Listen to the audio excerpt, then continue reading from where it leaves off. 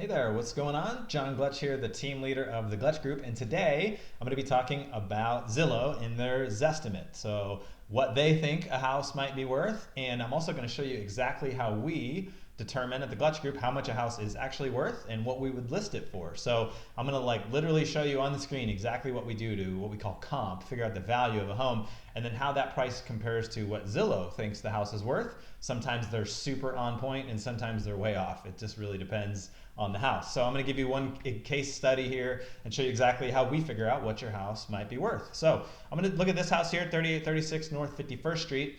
And if you pull up Zillow, they say 644, 779, really specific. Like, I'm not sure how they get that on the nose, but that's what they say it's worth. So a couple interesting things to note here. One is, as you may have heard, Zillow says, hey, you can get an offer right here on your house. Cash offer, no repairs, move when you're ready, all that stuff, right? They are buying houses right now, so they are making cash offers. There are a bunch of companies in town doing that. The idea here is that these big companies have tons and tons of money, and they come in and literally buy houses cash, and then what they do is they mark them up and sell them. So the benefit, of course, to the seller is that it's a cash offer and it's quick and they tend to be pretty flexible. But the challenge, of course, is they're always going to buy it at a discount. They have to make money somehow. So they are not they're not hiding the fact that they are going to resell your house for more money than they buy it for. That's the whole plan. They're not hanging on to these houses. So that's an interesting thing. And then what I want to note specifically here is it says get your offer.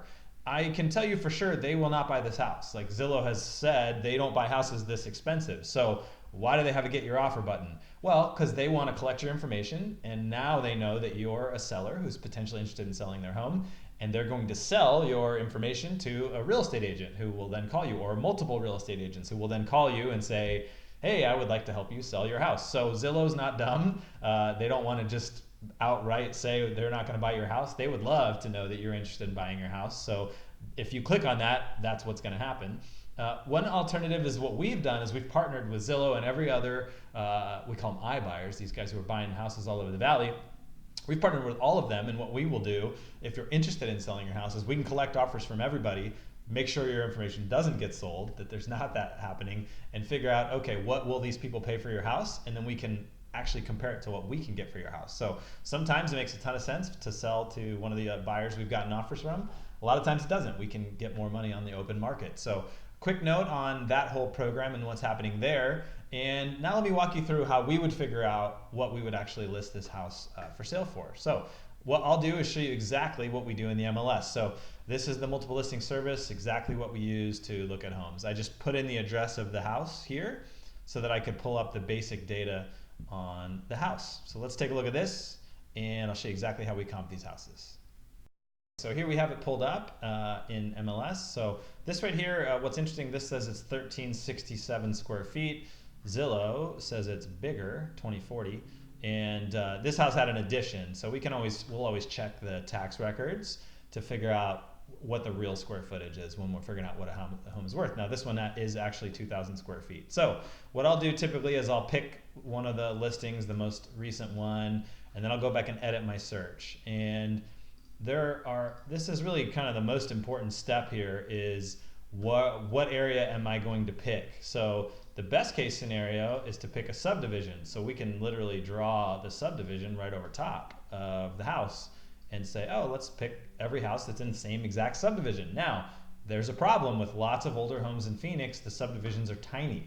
This is like, 40 homes. That's not near enough to run a comparable market analysis. So now we'll lean on typically just our experience. Like we just know Phoenix. We've listed lots of houses all over the valley.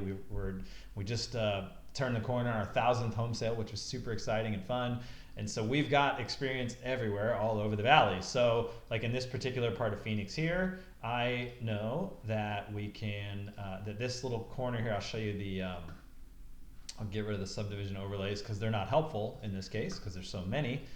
And we can just draw, like here's Indian School, it's a major road. Typically we want to stay on the same side of a major road. And in this case, north of Osborne, east of 44th Street, 48th, and maybe 44th if we need to expand out that far. The other way we can do this is like a satellite view. So we can kind of look and go, all right, are these houses like similar Do they have similar attributes, similar characteristics? In this particular case, if we go north of Indian School, these are multi-million-dollar houses. It's not a fair comparison to what we're going to see south of Indian School. Same thing if we get too far south down to Thomas. Those are less expensive homes. So what we're going to do is narrow it down to whatever we think we need to do to get, I'm actually going to go all the way over here to 44th. And let's see. Okay, so now we've got all those houses. We've got the geography laid out. But let's make sure the houses are similar. So we're going to put single family homes. This isn't a condo. And then we're going to check status. So we're going to check everything that's been happening with this house in the last 6 months or so. So I can check here, about 180 days back on all the sales. Now, what I've got to do is uncheck the house address because this is just narrowing the search for me. So you can see this is a little bit like searching on Zillow, but just way more detail and way more information. So yeah, and the more I look at this map, the way it's laying out, I'm going to get rid of this square here. And again, like a computer can't do this. This is like gut reaction, right? It's like the stuff that we just learn over time matters the most. And so as I'm looking at this, I don't like the way the listings are laying out. It's kind of hard to explain why, other than I just know the area. And this is going to be more favorable comparisons, more accurate. So, okay, we've got that. Now, here's another thing. We've got 30 houses. So that's a lot. I don't need 30. I need 5 to 10 as a starting place. So one huge important aspect here is single story. This is a single story home. So let's make sure we're only comparing against single story homes. Okay, so that narrows us down some. And then of course square feet. So how many square feet we go up or down really depends on how many comps I have. But let's say plus or minus 200 or 300 square feet. That's going to get us, okay, so it's a little too narrow. I'd like to see more than 6. So let's see, there's 7. That's probably about right. So now we're in a good spot. We've got some comparable homes to look at, and we can do that right here. So I'm actually going to look at these houses, and then I'm going to sort them by price so you can get a sense for the variety here. Now, some areas of Phoenix, like Gilbert, Glendale, Chandler, a lot of the newer parts of town, the homes are going to be way more similar. And so they won't have the same range. But here we have a range. These houses are all similar square footage, single story, in the same neighborhood, really, really similar houses that go from 513 to 740. Like, that's a huge variation. Like, we've really got to take some time to think through, if we're going to list this house for sale, how much it's actually worth. And so, okay, right away we can kind of look at the bottom typically and go, all right, this house is a nice house. It's updated, looks like a total remodel, pool, all that stuff. Like, this is a sharp looking house. So, and what we can do, if we haven't seen the house yet, we can typically find old pictures, or we'll have the people we're meeting with send us some pictures of the house so we get a sense before we even go over there of how to narrow it down. But this typically is about as far as we would get, and then we would come actually look at the house. So let's say we didn't have a bunch of new pictures like this. We would go, okay, here's the range, and then we'd actually get to the house and make some calls once we get in the house as far as what the house would be worth. But I know, because I have some pictures, that like some of these houses don't make any sense. Like, you can get rid of these ones in the 5s really easy, just by looking at the pictures. These are not updated, remodeled houses. So we can get rid of those, and now we're left with a more accurate representation. So this is the original listing here, the old one, which actually I'm going to get rid of. So now we got 3 comps, 1 closed, 1 active, and 1 pending. So this is a good range, but I'd still like to see more closed comps. So I'm going to expand out just a little bit and see if we can't catch some more. So I'm going to go a little further south and a little further. Well, let's see what that gets me here first. So we'll pull these out and see if we got some sold comps up in the 6s. So not there, because I know what I'm looking for now. I have a ballpark on the price. So let's see if we can't get a little further over to here. So this is, again, a gut call. Like, I pulled it out because these aren't quite as comparable, but it looks like I'm going to need some of these extra comps to really figure out what this house is worth. So I'm going to expand out a little bit and see what we got. Same thing. See if there's any of these that are up in the 6s and 7s. Yeah, so 710, 611. So here we're on the ballpark price wise, and we've got a few more comps. So then I'll go back here and start sifting through these. So these again are all really similar size, single story, updated homes. Now we've got something to work with. Now we've closed the range from 611 up to 740. So now we just need to figure out, where does this thing land in this range? And so we'll just look at pictures. You know, this is a brand new house, looks like. So there's going to be a difference between a totally brand new house and then the one we're looking at, which was really redone, but not brand new, not a tear down. So we're going to figure out, is this a tear down? Probably. You know, how does that work? Then we've got this one here for 740 that has not sold yet. So what's wrong? How long has it been on the market? Like, we can take a look at that and just go, okay, let's see. This house been on the market 20 days and hasn't sold. It's a pretty hot market. This should be moving if it was priced right. So I think that's probably a little too high.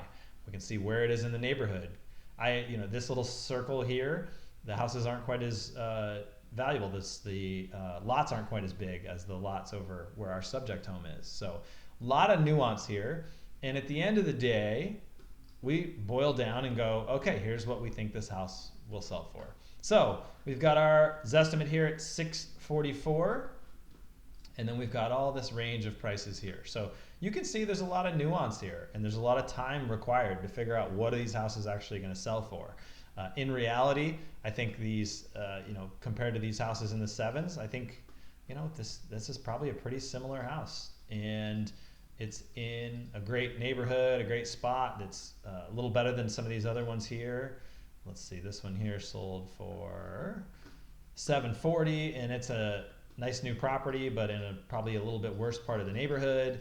I think this house on 51st Street realistically could be listed in the high sixes, maybe 700, somewhere in there. So we are seeing a big variance, and this is just a good case to kind of show, here's what we do when we actually comp houses. Here's the method by which we narrow down and figure out, here's exactly what these things are worth. And it takes, I just did this in 5 minutes or, so for the sake of time.